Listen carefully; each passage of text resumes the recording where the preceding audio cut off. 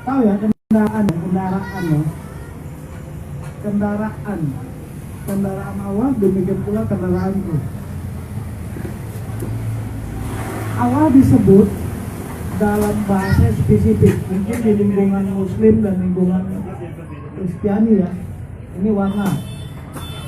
Tapi dalam bahasa umum dia disebut Tuhan.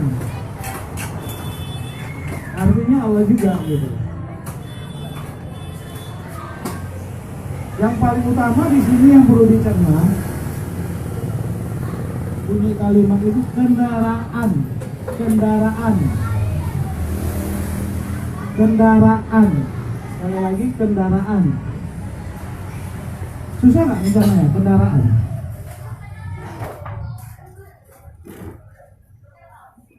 Rasanya nggak susah ya. Kendaraan Allah demikian pula kendaraanku.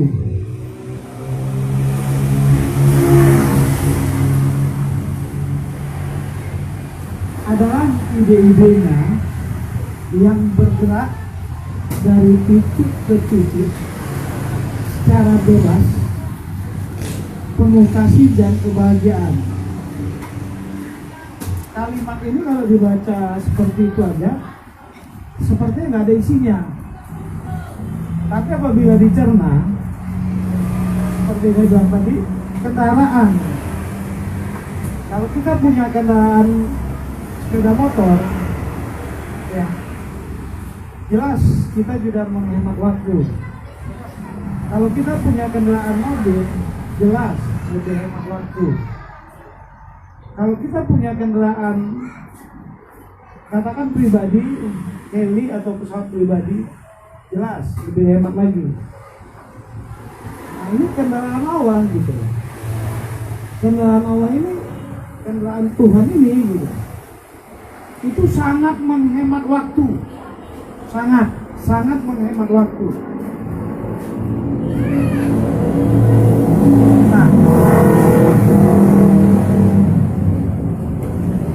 dudukkan pengertian dulu tentang kendaraan itu. Serap benar-benar arti dari kendaraan itu. Jadi kalau kendaraan Allah ini, kendaraan hidup ini, Allah itu hidup ya. Gak usah berjudi nyari Tuhan yang seperti apa, jangan berjudi, mimpi yang bolong. Ya. Kendaraan Allah itu kendaraan hidup. Kendaraan hidup itu adalah ide-ide. Ide yang disebut di sini itu harus kita cari lebih dalam. Ide itu udah asal katanya dalam bahasa Indonesia itu dari bahasa Yunani. Idios. Idios itu artinya gambar.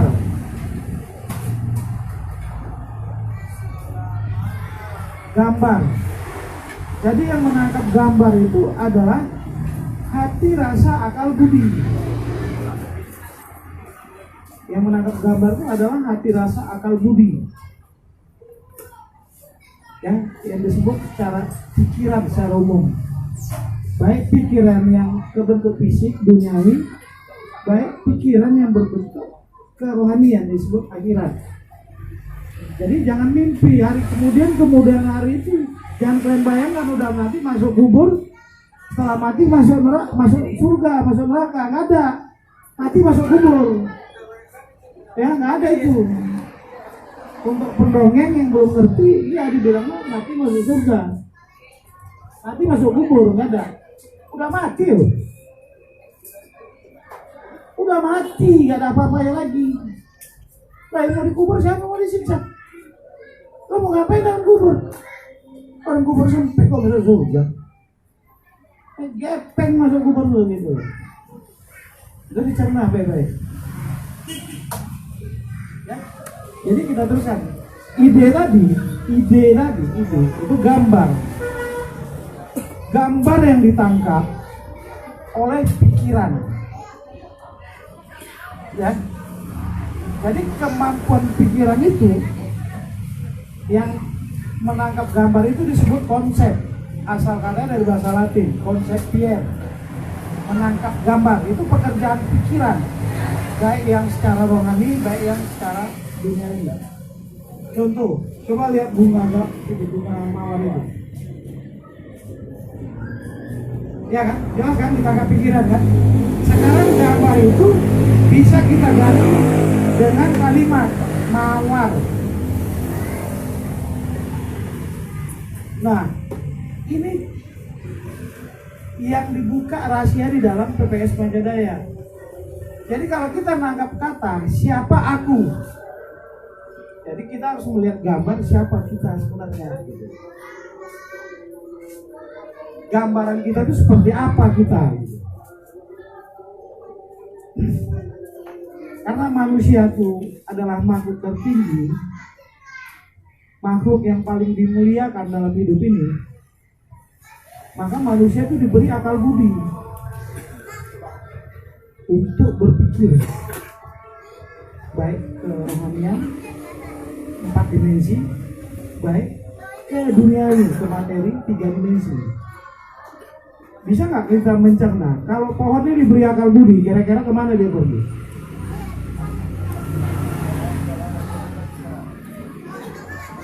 Ya, kemana dia pergi gitu? Dia nggak betah. Nah kalau kita bunga, ibarat bunga, lupa nyiram, wah haus gua katanya. Ya kan? Main dulu lah punya Deli gitu. Nah kita selaku manusia itu diberi akal budi, sudahkah kita manfaatkan semaksimal mungkin? Kemuliaan kita bukan terletak pada harta yang banyak, materi yang banyak. Kalau kita sekedar mengejar materi, kurang lebih kita sama yang orang gila. Orang gila itu apa yang dikumpulin? Karena dia gila, bangkrut, semua kertas dikumpulinnya sebagai catatan bon. Kalau yang gila itu, karena dia dulu pakai spare part, sekarang berbau-bau, paku dikutipnya disimpannya.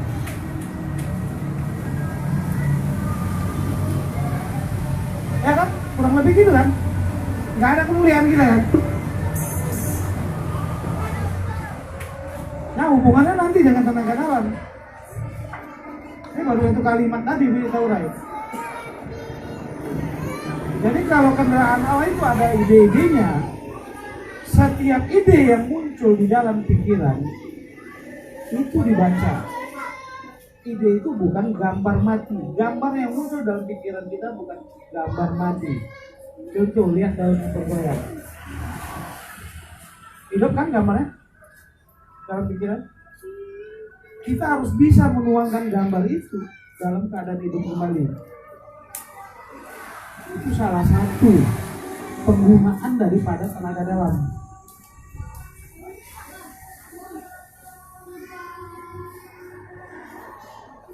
Jadi kalau kita misalnya dikepung orang banyak ini nyata. Karena kemampuan akal budi kita tadi sudah kita arahkan kepada tempat yang benar. Dia ngepung kita 10 orang, kita buat di belakang kita 100 orang, dia lari sendiri. Menurut mereka dia mandang yang di belakang kita. Sebenarnya yang dia pandang adalah pikiran kita. Jadi orang yang 10 orang itu nggak bisa mau ngerjain kita. Gimana bisa proses itu? Salah kita sendiri. Dibuka waktu, forum, merasa kenyang, gelas penuh.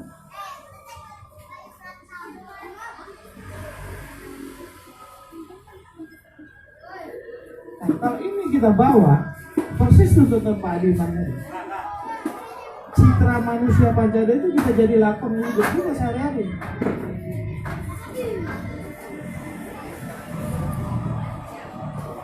Jadi kelakuan hidup kita,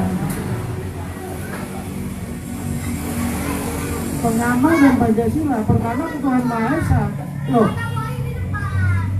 keyakinan kita nggak boleh diusik orang lain.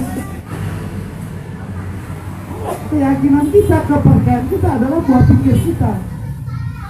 bukan buah pikir mereka. Kalau gitu, kita ikuti buah pikir mereka. Kita nggak bisa berdiri di atas diri sendiri. Kita nggak punya kepribadian. Kita nggak punya pribadi. Kita punya diri yang labil. Karena ikut irama kiri kanan, kiri kanan. Orang bilang COVID, mana COVID-nya? Orang bilang santet, santetnya mana? Kalau kita tumbuh benar seperti itu, apapun yang menyentuh kita pasti pulang ke asalnya. Dari mana dia datang pasti dia pulang. Jadi kerjaan kita apa? Mampu mengangkat harkat dan martabat, terutama kita dulu. Kalau kita sudah mampu mengangkat harkat dan martabat kita sebagai manusia, kita bisa mampu mengangkat harkat martabat keluarga, mampu mengangkat harkat martabat sebagai bangsa, bisa. Tapi modalnya nggak ada, apa yang mau diangkat? Pakai koran, no?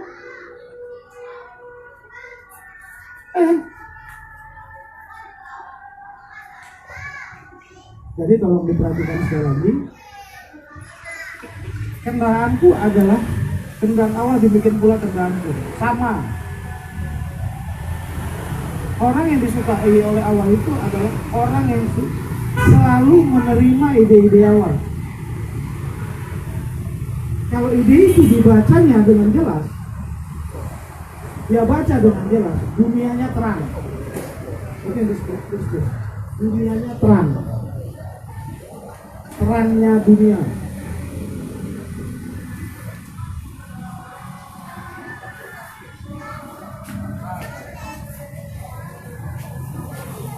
Dan ide itu selalu mengalir. Kendaraan Allah dibikin pula kendaraanku adalah ide-idenya yang bergerak dari titik ke titik setiap saat. Penuh kasih dan kebahagiaan. Seharusnya kita nggak menderita. Kelihatan dengan orang sulit, kita sulit.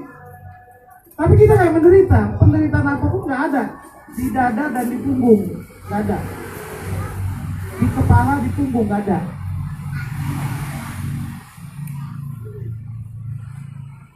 Mampu membaca ini, kita jadi seorang spiritual yang andal.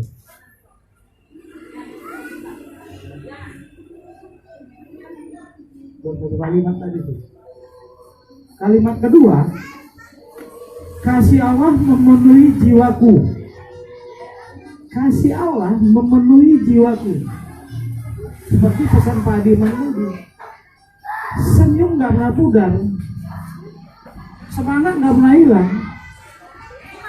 Jangan tambang ini yang 65 tahun ini. Kok 5, 10 kita layani kok. Kita tumbuh bukan karena usia, kita tumbuh karena ngerti. Karena kita sesungguhnya adalah cahaya, bukan fisik, bukan materi.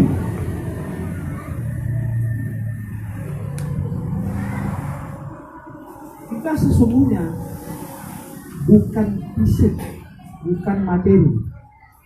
Makanya casing ini kita tinggalkan. Yang diistilahkan dalam mati. Kita tidak mati, masih hidup, cuman alamnya berbeda.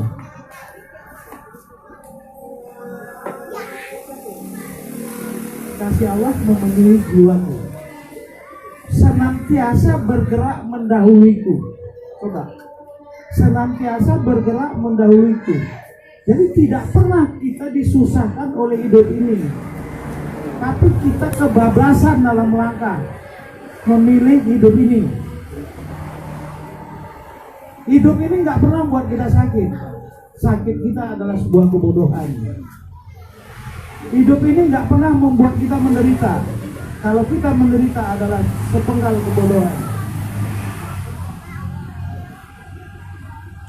Hidup ini tidak mengatakan ini tenang loh, ini tamil loh, ini batak loh, nggak ada. Hidup tunggal. hidup tunggal, mau di perut bumi, mau di udara sebagai burung hidup, mau di dalam air hidup. Kita disuruh hidup di muka bumi, bukan di perut bumi. Jadi nggak ada surga dalam perut bumi.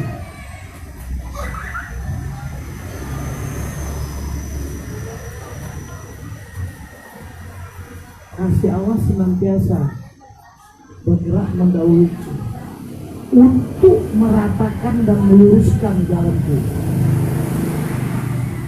Belajar membaca pikiran, membaca diri. Karena itu kasih yang diterima untuk meratakan dan meluruskan jalanku. Bukan menurut orang kita lurus, tapi menurut hidup itu kita lurus. Kalau kita percaya terjadi, itu baru lurus. Kalau kita takut terjadi, itu baru lurus. Tapi terus-terusan takut, mampus. Tolong dibedakan. Tolong dibedakan.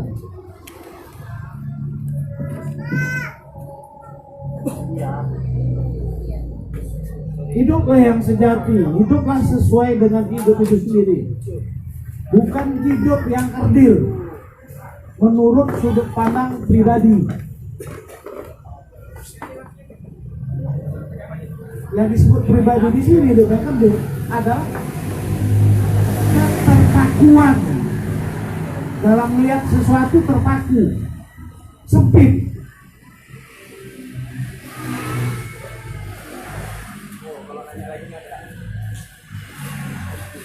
Gak boleh lagi berpandangan sempit, terutama pengurus.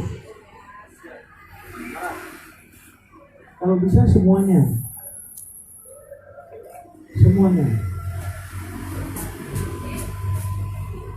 kasih Allah memenuhi jiwaku, senantiasa bergerak mendahului untuk meratakan dan meluruskan jalanku, untuk menciptakan kebahagiaan, keindahan, dan kesenanganku.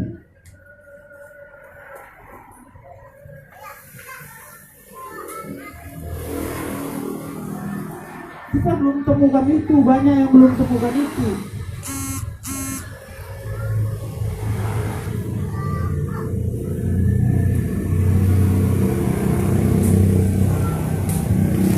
Udah, bisa ditangkap? Baru 2 kalimat ya.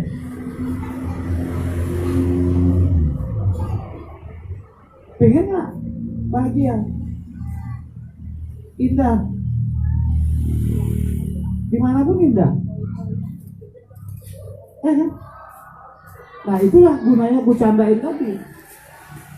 Kalian indah, ku ganggu, kalian juga nggak indah. Kenapa? Nggak mampu berdiri sendiri, nggak mampu, digoyang orang goyang.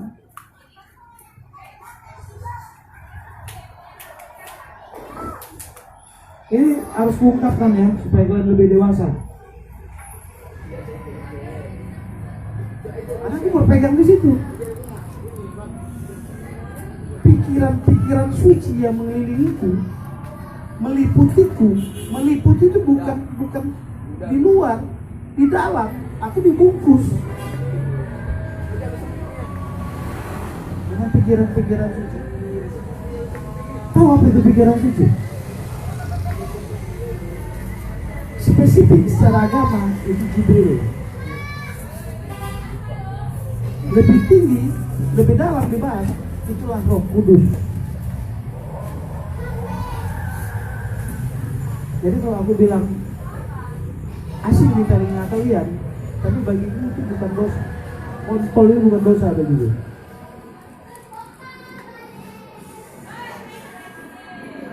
Itu perlu dicerna. Karena yang kuucapkan itu jelas. Ya kan? Orang bilang itu terasa jorok, meles. Kalau dibilang luak-luak macam mana? Bukan dia juga. Atau dipertinggi, diperhalus bahasanya. Bukan kontol. Nah, yang salah itu apa? Asumsi. Kedangkalan berpikir.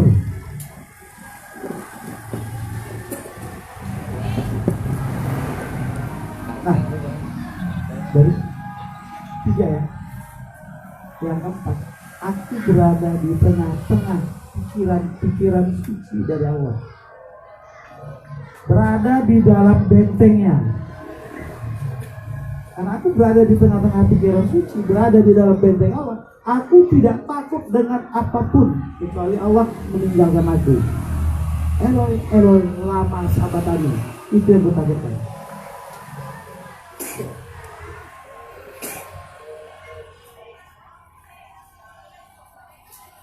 Allah itu bukan perlu dipanggil. Ya Allah, nggak perlu. Diterobos, dimengerti.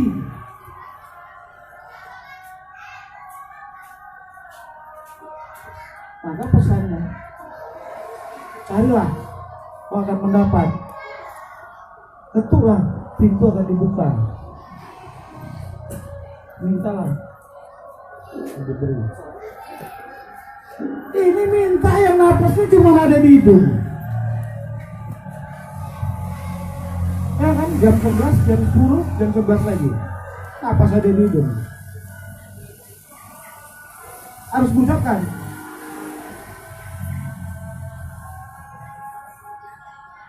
Kita bicara organisasi, tapi dalam spirit tidak begitu.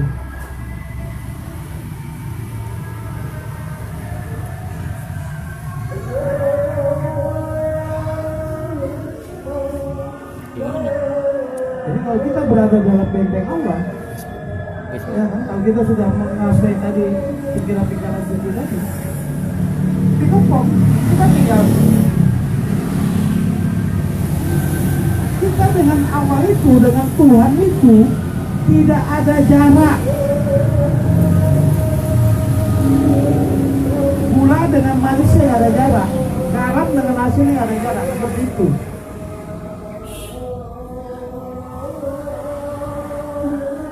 Jadi kalau kita bela-bela, wah, nggak ada Tuhan ini, Allah nggak ada, Tuhan nggak ada, ketakutan, salah tuh.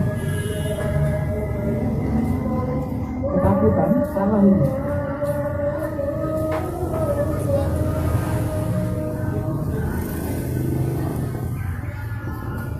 Jadi kalau mau tenaga dalam itu akan jadi kokoh, jadi maju, kita melangkah apapun.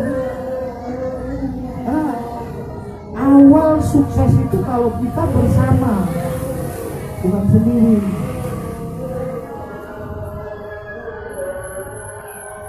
Kita ini ibarat ranting yang dipatah.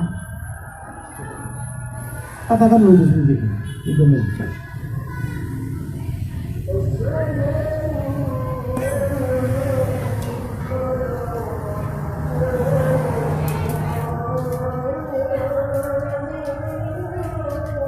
Mampu dia menyelamatkan hidup. Hah? Kita tanamkan pun belum tentu tumbuh. Kan seok-seok.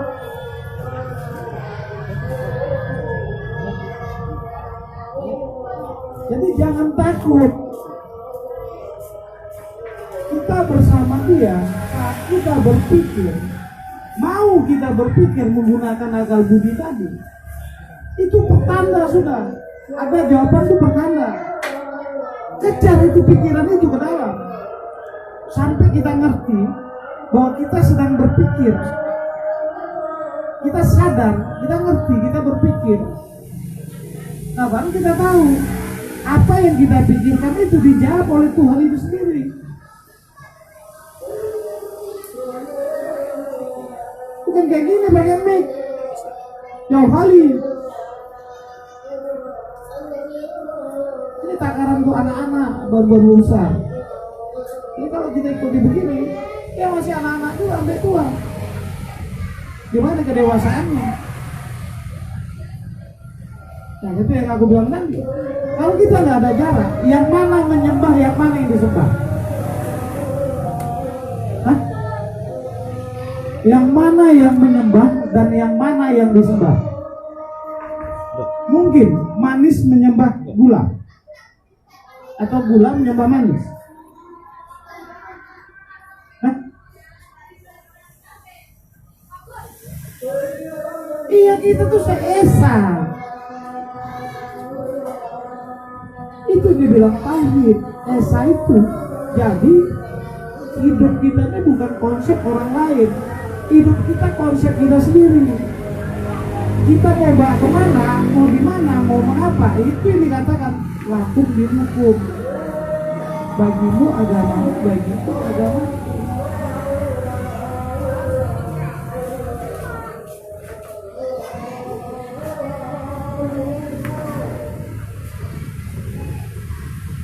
Makanya usahakan. Aku berada di tengah-tengah pikiran-pikiran suci dari Allah. Berada di dalam benteng Allah. Tahu kenapa? Sungguh membahagiakan dan menyenangkan. Jadi kita nggak butuh pujian. Segala puji bagimu ya Allah. Aku hanya pemain. Kau sutradara. Baru tahu bahwa hidup ini sandiwara. Ini kita kehilangan panduan nih.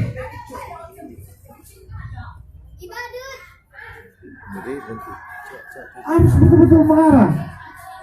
Contoh coba belajar apa yang kita berhasil. Hah? Pernah nggak berhasil dalam satu hal? Tahu di sebelah belakang.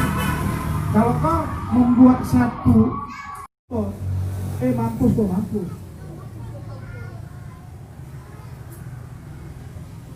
Setuduh metu, bangkrut kok bangkrut.